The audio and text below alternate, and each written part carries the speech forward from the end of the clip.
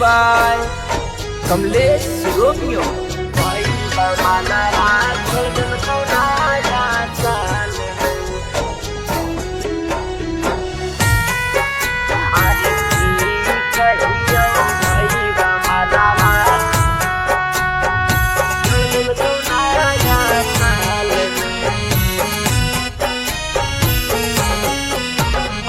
काहेल कानी कानी भई बाबा नैले ही बुरा हाल रे। अरे काहेल कानी कानी भई बाबा नैले ही बुरा हाल रे। अरे की कहियो भाई बा मालावा छोड़ दल को नया साल में। अरे की कहियो भाई बा मालावा छोड़ दल को नया साल में। और चलन दोनों मानई पिकनिक जाके नैनीताल में।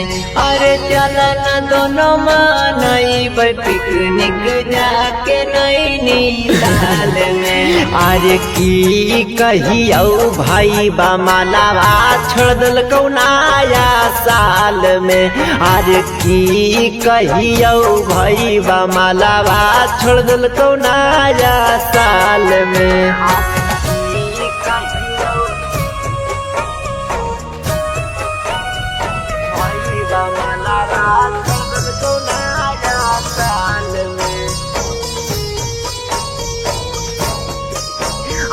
Music by Vikas Raj Sitamarhi.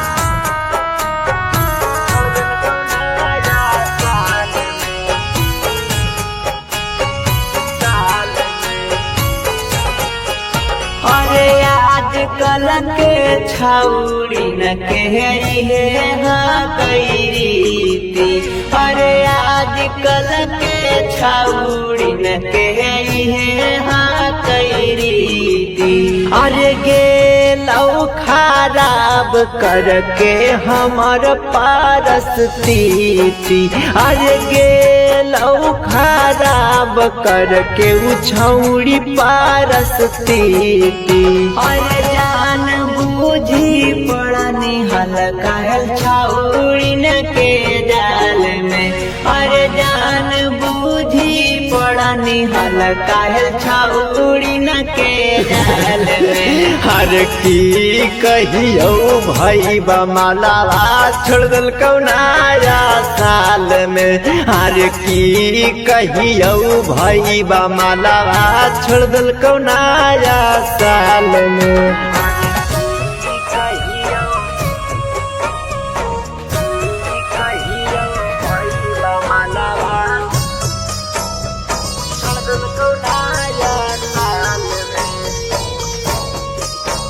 Music by विकास राज सीतामढ़ी।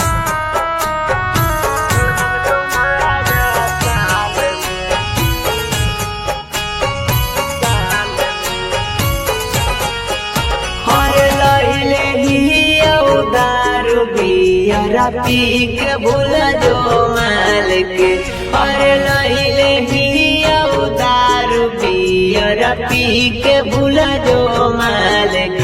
अरे लगो हो कानते पिटते हमार बीतत नया साल रे। अरे लगो हो कानते पिटते हमार बीतत नया साल रे।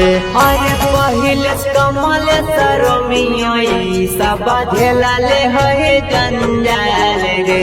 अरे केतना महाना कलियो बिकसला तू प्यार में होनी बेहाल रे।